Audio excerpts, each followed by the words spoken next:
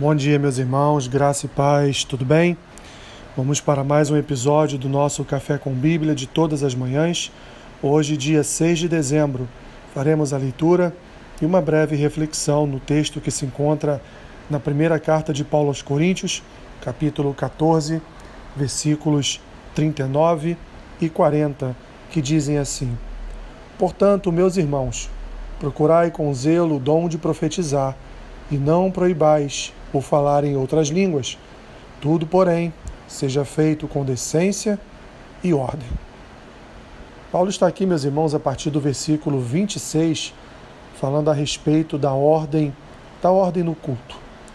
A igreja em Corinto era uma igreja que possuía uma certa desordem nos seus cultos. Paulo, então, ele está aqui estabelecendo algumas regras para que os irmãos venham cumprir e, portanto, venham agradar a Deus com o seu culto ordenado, o seu culto, como ele diz aqui no versículo 40, um culto feito com decência e ordem.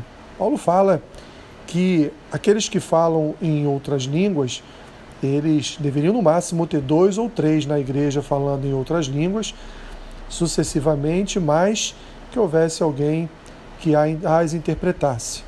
Caso não havendo intérprete, que então essas pessoas ficassem caladas, falando consigo mesmo e com Deus, não atrapalhando a ordem do culto. Da mesma forma, Paulo fala a respeito dos profetas, que a igreja deveria ter 2 ou 3 profetas no máximo, para que os outros julgassem as profecias. E assim, então, todos poderiam ali estar entendendo o que estava sendo profetizado, e bastaria que o próprio espírito dos profetas viesse, portanto, a julgá-los, ou que as pessoas que estivessem ali ouvindo as profecias viessem, portanto, a julgar essas revelações que estivessem ali sendo feitas, mas tudo numa ordem, tudo de forma decente, um esperando o outro acabar de profetizar. No fim, então, meus irmãos, Paulo, ele diz para os coríntios que se você quer buscar um dom, se você quer buscar esse poder dado por Deus vindo do alto, busque então com zelo o dom de profetizar e não proíba ninguém de falar em outras línguas. Ou seja, a igreja ela deveria ter uma ordem no seu culto. Os dons não deveriam ser motivos de perturbação para a ordem no culto. Os dons não poderiam interromper a ordem do culto, não poderia interromper a liturgia, não poderia, portanto, ser motivo de bagunça, de desordem, de falta de decência.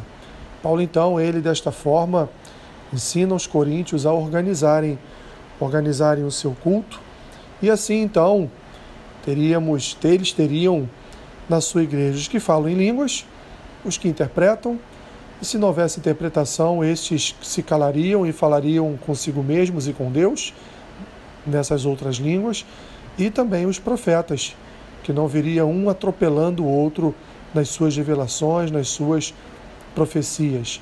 O primeiro que se levantasse, ele teria ali seria por ordem de chegada, né? Como num consultório médico. Levantou primeiro para profetizar, ele profetizaria, e se tivesse mais alguém, ele esperaria a sua vez, o seu lugar para profetizar. Isso nos diz muito, meus irmãos, a respeito do nosso culto, nos dias de hoje, um culto que tem uma ordem, um culto que tem uma liturgia, como Paulo diz no versículo 26, um culto que tem salmo, que tem doutrina, que pode ter revelação, que pode ter línguas estranhas, mas tudo isso com o intuito de edificar o corpo de Cristo. Tudo isso com o intuito de abençoar o corpo de Cristo e não de bagunçar toda a ordem do culto. Senhor, nos ajude a entender que o culto é um momento É um momento de ordem, é um momento de decência, é um momento em que nós estamos diante do Senhor ofertando as nossas vidas, os nossos corações, os nossos louvores. É um momento que estamos cultuando ao Senhor. E o Senhor aceita um culto com ordem e decência, como a Tua palavra nos ensina. Abençoe a Tua igreja, Senhor.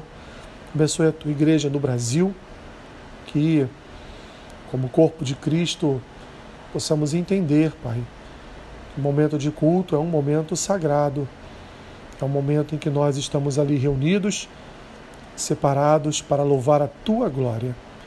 Abençoe o dia dos meus irmãos, seja com eles suprindo cada uma das suas necessidades em Cristo Jesus.